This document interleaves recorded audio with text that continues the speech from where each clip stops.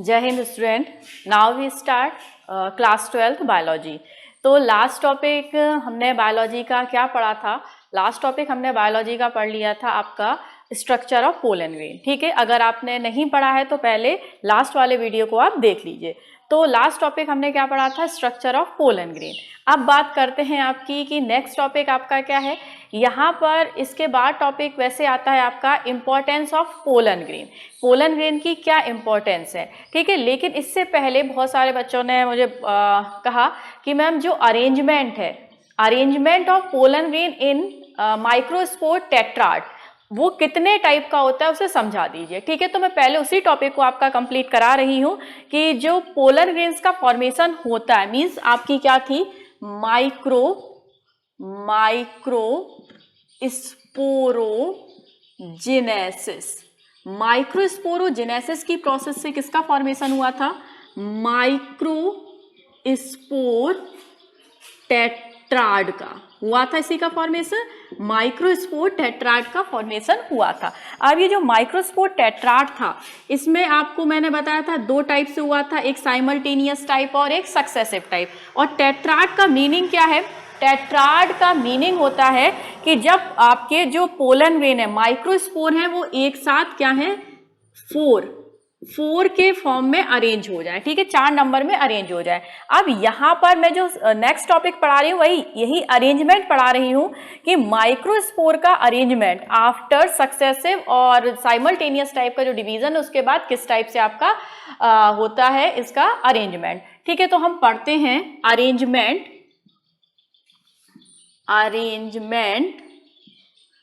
Of microspore in tetrad. ठीक है, tetrad में माइक्रोस्पोर का अरेंजमेंट किस टाइप से होता है। ठीक है, तो यहां से क्वेश्चन आपका नीट लेवल पर पूछ लिया जाता है, इसलिए ये टॉपिक मैं आपको बता रही हूं। ठीक है, तो जो अरेंजमेंट है माइक्रोस्पोर का टेट्राड में, वो किस टाइप से अरेंज हो सकते हैं। ठीक है, तो ये बेसिकली आपका माइक्रोस्पोर टेट्राड के फॉर्म में आपके बेसिकली 5 टाइप में अरेंज होते हैं। ठीक है, 5 टाइप कौन सा है? पहला है आपका टेट्राहेड्रल। ठीक है, टेट्राहेड्रल में कैसे अरेंज होते हैं? टेट्राहेड्रल में आपके अरेंज होते हैं इस टाइप से, ये। ठीक है, यहां पर 4 माइक्रोस्पोर आपको दिखाई दे रहे होंगे। ठीक है, 3 तो ये इसी सेम प्लेन में है, 1 2 3, और ये वाला जो माइक्रोस्पोर है ये आपका इन तीनों के जस्ट पीछे है। तो इस टाइप का जब माइक्रोस्पोर इस टाइप से अरेंजमेंट शो करते हैं तो वो क्या कहलाता है? आपका टेट्राहेड्रल टाइप। समझ गए? ये क्या कहलाता है? आपका टेट्राहेड्रल टाइप कहलाता है। अब इसके बाद, और ये जो टेट्राहेड्रल टाइप है, मोस्ट ऑफ डाइकोटिलीडनस प्लांट होते हैं। डाइकोटिलीडनस प्लांट में टेट्राहेड्रल टाइप का माइक्रोस्पोर का अरेंजमेंट आपको दिखाई देता है। ठीक है, यानी कि ये आपके किस में दिखाई देते हैं? ये साइमल्टेनियस टाइप में मोस्ट ऑफ टेट्राहेड्रल अरेंजमेंट होता है। Not always, most of tetrahedral arrangement आपका साइमल्टेनियस टाइप में होता है। ये डाइकॉट में ज्यादा देखने को मिलता है। ठीक है, दूसरा है आपका लीनियर। ठीक है, लीनियर में क्या है? लीनियर में जो माइक्रोस्पोर है लीनियर में, वो बिल्कुल एक के बाद एक लाइन लगा के अरेंज हो जाते हैं। ठीक है, ये माइक्रोस्पोर है, लीनियर फॉर्म में इस टाइप से आपके क्या है, अपना अरेंजमेंट शो करते हैं। अब आता है थर्ड है आपका टी शेप्ड। ठीक है, टी शेप्ड में कैसे अरेंज होते हैं? टी शेप्ड में माइक्रोस्पोर आपके इस टाइप से अरेंज होते हैं। ठीक है, ऊपर 2 माइक्रोस्पोर और उसके बाद आपके नीचे एक करके माइक्रोस्पोर आपके अरेंज हो जाते हैं। तो टेट्राहेड्रल, ये नाम आप याद रख लीजिएगा, नाम ही इनके काफी इंपॉर्टेंट है कि टेट्राहेड्रल टाइप का माइक्रोस्पोर का अरेंजमेंट, लीनियर टाइप का माइक्रोस्पोर का अरेंजमेंट और टी शेप टाइप का माइक्रोस्पोर का अरेंजमेंट। अब बात करते हैं फोर्थ टाइप कौन सा होता है। फोर्थ है इनका आइसोबाइलेटरल। ठीक है, कौन सा है फोर्थ? आइसोबाइलेटरल टाइप का अरेंजमेंट। आइसोबाइलेटरल टाइप का अरेंजमेंट किस टाइप का होता है? ये आपका मोस्ट ऑफ मोनोकॉट में देखने को मिलता है। ठीक है। मोनोकॉट में कौन सा टाइप का डिवीजन हो रहा था? सक्सेसिव डिवीजन हो रहा था, याद है ना आप सभी को। तो मोनोकॉट में सक्सेसिव टाइप का डिवीजन हो रहा था और उसमें जो अरेंजमेंट है, ठीक है, आइसोबायलेटरल में अरेंजमेंट क्या है? चारों के चारों जो माइक्रोस्पोर है एक प्लेन से आपको दिखाई दे जा सकते हैं, ठीक है। और फिफ्थ आपका कौन सा है? टेट्राहेड्रल हो गया, लीनियर हो गया, टी शेप्ड हो गया, आइसोबायलेटरल हो गया और आपका फिफ्थ है यहाँ पर डिकसेट, ठीक है। कौन सा है आपका? डिकसेट, डिकसेट, ठीक है। डिकसेट टाइप का अरेंजमेंट किस टाइप का होता है? कुछ इस टाइप का अरेंजमेंट होता है, ठीक है। इसमें भी जो फोर्थ वाला है, लास्ट वाला, वो आपका पीछे ही दिखाई देगा, ठीक है। तीन एक प्लेन में और एक आपका पीछे की साइड में प्रेजेंट होगा, ठीक है। तो ये आपका बहुत कम ही इस टाइप से दिखाई देगा आपको, इस टाइप से, ठीक है। तो माइक्रोस्पोरोजेनेसिस में जो आपके माइक्रोस्पोर का फॉर्मेशन होता है, माइक्रोस्पोर आपके 4 टाइप से टेट्राड में अरेंज होते हैं, ठीक है। 4 टाइप से नहीं, 5 टाइप से टेट्राड में अरेंज होते हैं, इनके नाम याद रखिएगा। और मोस्ट ऑफ जो डाइकॉट है, डाइकॉट में आपका टेट्राहेड्रल फॉर्म में अरेंज होते हैं, मोस्ट ऑफ मोनोकॉट में आपके आइसोबाइलेटरल टाइप में अरेंजमेंट होते हैं, ठीक है। तो 5 टाइप में कौन कौन से अरेंजमेंट है, फटाफट हम रिवाइज करते हैं इसे। पहला था आपका टेट्राहेड्रल फॉर्म में, दूसरा था आपका लीनियर, तीसरा था आपका टी शेप्ड, फोर्थ है आपका आइसोबाइलेटरल और फिफ्थ है आपका कौन सा? डिकसेट। समझ गए इतनी बात? चलिए, तो अगर आप समझ गए हैं तो आपको क्या करना है? लाइक करना है, सब्सक्राइब करना है और शेयर करना है, किसे? चौहान क्लासेस को। समझ गए इतनी बात? चलिए, अब नेक्स्ट टॉपिक है, नेक्स्ट टॉपिक हम पढ़ते हैं माइक्रोस्पोरोजेनेसिस में। नेक्स्ट टॉपिक है आपका economic importance of pollen grain, ठीक है। कौन सा है नेक्स्ट टॉपिक? इंपॉर्टेंट टॉपिक है ये, इकोनॉमिक इंपॉर्टेंस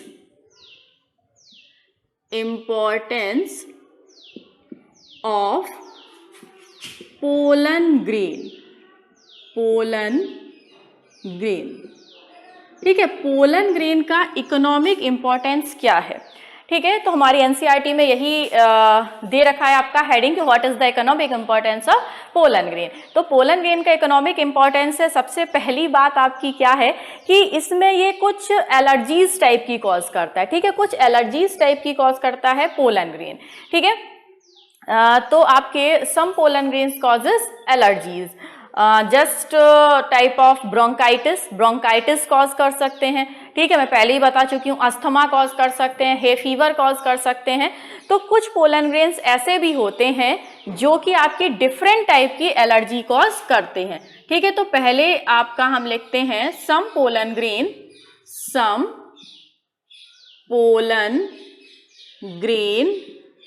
causes different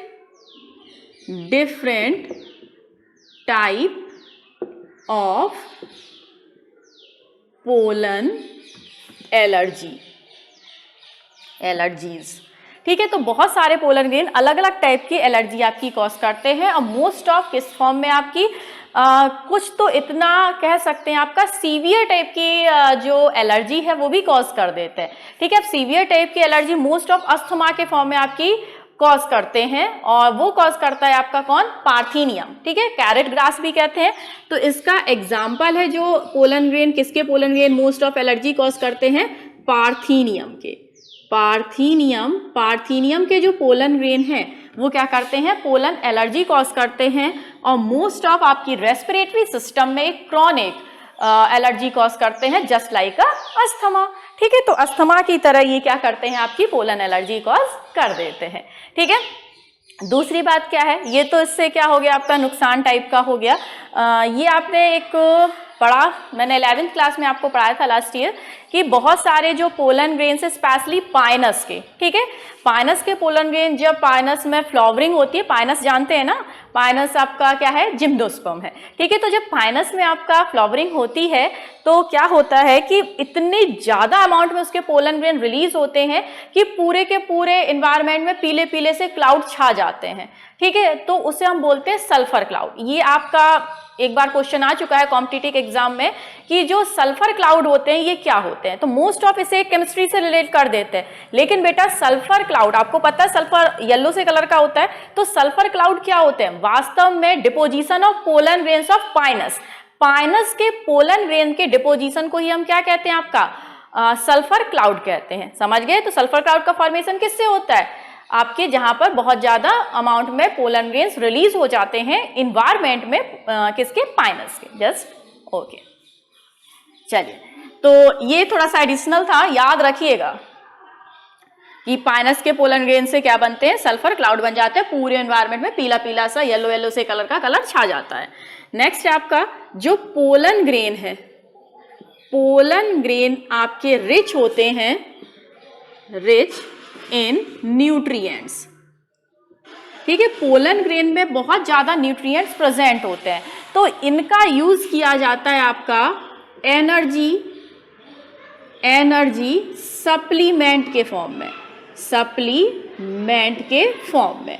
समझ रहे हैं। तो पोलन ग्रेन में क्या होती है, जो न्यूट्रिएंट्स है वो बहुत ज्यादा रिच होते हैं, और न्यूट्रिएंट्स रिच है इसलिए इनका यूज कहाँ किया जाता है आपका, इनका यूज किया जाता है एनर्जी सप्लीमेंट के फॉर्म में। अब एनर्जी की किससे जरूरत होती है, एनर्जी की जरूरत होती है आपकी, इससे पोलन टैबलेट्स बनाई जाती हैं। समझाती हूँ, इससे क्या बनाई जाती हैं आपकी, पोलन टैबलेट्स। ठीक है, ये पोलन टैबलेट्स आपकी एक सप्लीमेंट की तरह वर्क करती हैं, बहुत ज़्यादा एनर्जी होती है, एक्स्ट्रा अमाउंट में न्यूट्रिएंट्स प्रेजेंट होते हैं, और इनका यूज मोस्ट ऑफ एथलीट, ठीक है, एथलीट्स करते हैं, या फिर जो रेस में हॉर्स, ठीक है, घोड़े पार्टिसिपेट करते हैं, उनको भी आपका ये पोलन टैबलेट खिला दिए जाते हैं। ठीक है, और इससे इनकी क्या बढ़ जाती है, स्टेमिना बढ़ जाती है। स्टेमिना बढ़ने से एथलीट ने खा लिया तो ये क्या करेंगे, एथलीट अगर रनिंग वगैरह कर रहे हैं तो इनकी पावर, स्टेमिना क्या हो जाएगी, इंक्रीज हो जाएगी, और ये ज्यादा अच्छे से रनिंग कर सकते हैं। और अगर इनको किसके खिला दिया, जो रेस में पार्टिसिपेट कर रहे हैं हॉर्स, उनको खिला दिया तो उनकी भी स्टेमिना क्या हो जाएगी, इंक्रीज हो जाएगी। तो ये जो पोलन टैबलेट्स है, पोलन टैबलेट वास्तव में किससे बनाई जाती है, आपकी पोलन ग्रेन से ही बनाई जाती है। और पोलन ग्रेन आपकी क्या है, रिच सोर्स ऑफ न्यूट्रिएंट्स होते हैं। ठीक है, समझ गए। अब नेक्स्ट क्या है, नेक्स्ट बात करते हैं इन पोलन ग्रेन्स की आपकी वायबिलिटी के बारे में, वायबिलिटी के बारे में कि कुछ पोलन ग्रेन है, ठीक है, कुछ पोलन ग्रेन है जैसे कि आपके राइस के और वीट के। ठीक है, वीट है हुआ आपका, राइस हुआ, इनके जो पोलन ग्रेन है इनकी वायबिलिटी मुश्किल से 30 मिनट्स होती है।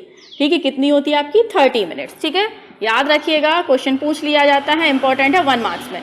तो किसकी वायबिलिटी, कौन से पोलन ग्रेन्स की वायबिलिटी 30 मिनट्स होती है। अब वायबिलिटी का मीनिंग क्या होता है, वायबिलिटी क्या होती है, जर्मिनेट होने की पावर। ठीक है, वो जर्मिनेट हो सके। तो जो वीट और राइस के पोलन ग्रेन्स हैं, शेड ऑफ होने के बाद, ठीक है, उसमें से अपने एंथर में से निकल गए, और एंथर से निकलने के बाद अगर 30 मिनट तक उन्हें स्टिग्मा की सरफेस मिल गई तो वो जर्मिनेट होके पोलन ग्रेन का पोलन ट्यूब का फॉर्मेशन कर देंगे। लेकिन अगर उन्हें 30 मिनट्स तक स्टिग्मा की सरफेस नहीं मिली तो वो कैसे हो जाएंगे, नॉन वायबल हो जाएंगे। मींस फिर वो 30 मिनट बाद उनमें कैपेसिटी नहीं होती है जर्मिनेट होने की। समझ गए, यानी कि वो जर्मिनेट नहीं करेंगे। चलिए, तो ये जो आपके वीट और राइस हैं, इनके पोलन ग्रेन्स की वायबिलिटी बहुत कम होती है, ओनली 30 मिनट्स तक ये क्या करते हैं, आपके वायबिलिटी शो करते हैं। ठीक है, और कुछ आपकी अदर फैमिली हैं, जैसे आपकी अदर फैमिली में है रोजेसी। ठीक है, रोजेसी, इसमें रोज, एप्पल, प्रूनस, ठीक है, ये सब आ जाते हैं। रोजेसी है, लेग्यूमिनेसी है। ठीक है, लेग्यूमिनेसी फैमिली में आपके कौन कौन आ जाते हैं, लेग्यूम वाले, दालों वाले जितने भी हैं आपके। ठीक है, कैजनस, कैजन, अरहर की दाल, पी, ठीक, इस टाइप के। तो लेग्यूमिनेसी फैमिली के, और एक और है आपकी सोलेनेसी।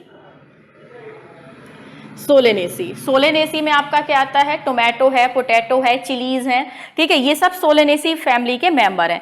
तो रोजेसी, लेग्यूमिनेसी एंड सोलेनेसी, इनके पोलन ग्रेन की वायबिलिटी, पोलन ग्रेन्स की वायबिलिटी क्या होती है आपकी, विद इन 1 से लेके 3 मंथ्स तक।